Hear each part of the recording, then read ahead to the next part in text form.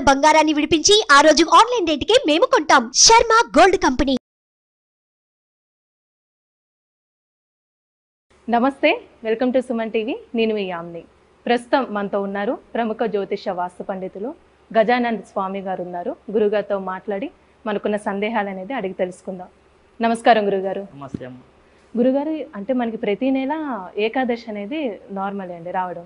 అయితే ఇప్పుడు మనకి ఈ నెల మనకి మోహిని ఏకాదశి రాబోతుంది కాబట్టి ఆ ఏకాదశికి సంబంధించిన విశిష్టత మాకు తెలియచేయండి.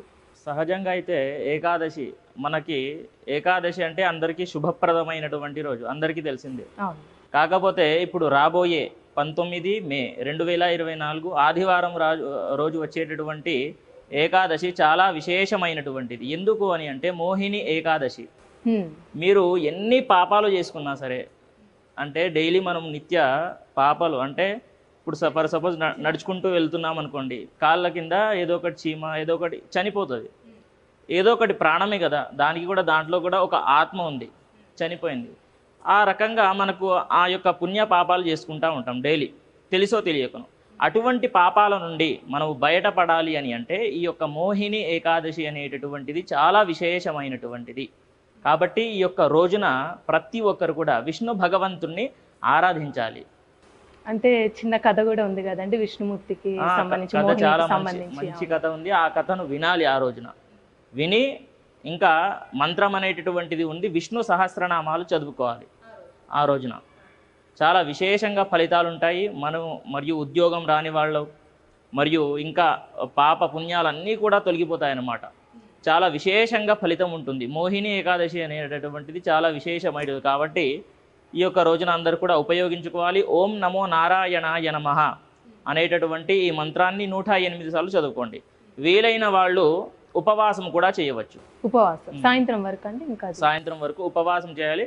మరి 19 అంటే 20కి మనం ఉపవాసం వదిలేసేయాలి. పొద్దున్న లేచి ఎవరికైనా అన్నదానం కానీ ఇలా చేసి, ఒక్కరికైనా సరే అన్నదానం చేసి ఉపవాసం వదిలేయాలి. అలా మనకి ఉపవాసం చేసుకుంటే చాలా మంచి ఫలితాలు ఉంటాయి. అంటే ఎలాంటి సమస్యలకి, అంటే సమస్యలు అంటే ఇప్పుడు కుటుంబ సమస్యలు చాలా మనము కొన్ని 1,00,000 కోటి పాపాలని హరించుకుపోతాయి. అన్ని పాపాల నుండి బయటపడతాం. 100 గోవులు దానం చేసినంత ఫలితం ఉంటుంది మోహిని ఏకాదశి రోజు. ఆ రోజు ఉపవాసం కానివ్వండి, ఇవన్నీ విష్ణు సహస్రనామాలు చదువుకొని కానివ్వండి, ఇలా మనకి మంత్రాలు కొన్ని నియమాల నిష్టాలు, నదీ స్నానం చేస్తే కూడా చాలా విశేషంగా ఫలితాలు ఉంటాయి ఆ రోజున. కాబట్టి ఈ యొక్క ఏకాదశి చాలా ప్రీతికరమైనటువంటి రోజు, చాలా మంచి రోజు. గురుగారు, ఆ రోజు ఏమైనా ప్రత్యేకంగా పూజ అంటూ చేసుకోవచ్చండి విష్ణు భగవాన్కి సంబంధించి? తప్పకుండా చేసుకోవచ్చమ్మా. విష్ణు భగవంతుని పూజ చేయవచ్చు. ఎలా అని అంటే ఆ రోజున తలస్నానం ఆచరించాలి. తలస్నానం ఆచరించాక స్వామివారి యొక్క విగ్రహం ఉంటుంది కదా విష్ణుమూర్తి, ఫోటో పెట్టుకోవాలి. ఫోటో పెట్టుకొని అభిషేకము, పాలు పెరుగు తేనె నెయ్యి చక్కెర ఇవన్నీ కూడా పంచామృతాలు ఏర్పాటు చేసుకొని అభిషేకము చేసిన తర్వాత స్వామివారి యొక్క విశేషంగా అలంకరణ చేయాలి. పసుపు కుంకుమ గంధము పువ్వులు అష్టోత్తరం చేయాలి. విష్ణు భగవంతుని యొక్క అష్టోత్తరం చేసిన తర్వాత స్వామివారికి ధూప దీప నైవేద్యాలన్నీ కూడా ఒక కొబ్బరికాయ కొట్టి హారతి, పచ్చకర్పూరం ఉంటుంది చూడండి, దాంతోనే హారతి ఇవ్వాలి. అలా హారతి ఇచ్చాక చివరికి స్వామివారి యొక్క కథను వినాలి. అలా చేసుకుంటే కనుక చాలా విశేషంగా ఫలితాలు ఉంటాయి. పూజా విధానం చాలా సింపుల్గా ఉంది, అందరు కూడా చేసుకోవచ్చు ఇంట్లో. అంటే ఉదయం టైంలో చేస్తే మంచిది, సాయంకాలం ఉదయం పూట చేసుకోవాలి. ఉదయం అంటే పొద్దున్నుంచి ఉపవాసం ఉండాలని? ఉపవాసం ఉండాలి.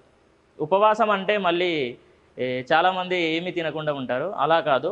భగవంతుని దగ్గర పాలు తీసుకోవచ్చు, ఫ్రూట్స్ తీసుకోవచ్చు, ఇలా ఇవన్నీ కూడా తీసుకొని స్వామివారి దగ్గర ఉపవాసం చేయాలి. కానీ ఏమీ తినకుండా అలానే ఉండిపోతే మాత్రం అది కరెక్ట్ కాదు. అన్నీ తినుకుంటూ చేసుకుంటే కనుక చాలా మంచి ఫలితాలు ఉంటాయి. ఎందుకు అని అంటే చాలామంది ఏం తినకుండా అలానే ఉపవాసం ఉండి నీళ్లు కూడా తాగకుండా అలానే ఉండి ఏదేదో చేస్తారు, కానీ అది కరెక్ట్ కాదు. ఏదైనా సరే చేసేది ఉంటే ఫ్రూట్స్ తినాలి, పాలు త్రాగండి, తాగి ఇవన్నీ కూడా చేసి భగవంతుని దగ్గర మనస్సు పెట్టి చేయాలి.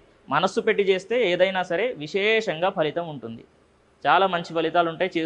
ఒక్కసారి ట్రై అయితే చేయండి, చేసి చూడండి, మీకే అర్థమవుతుంది. చాలా చక్కగా తెలియజేశారండి మాకు. ధన్యవాదాలండి.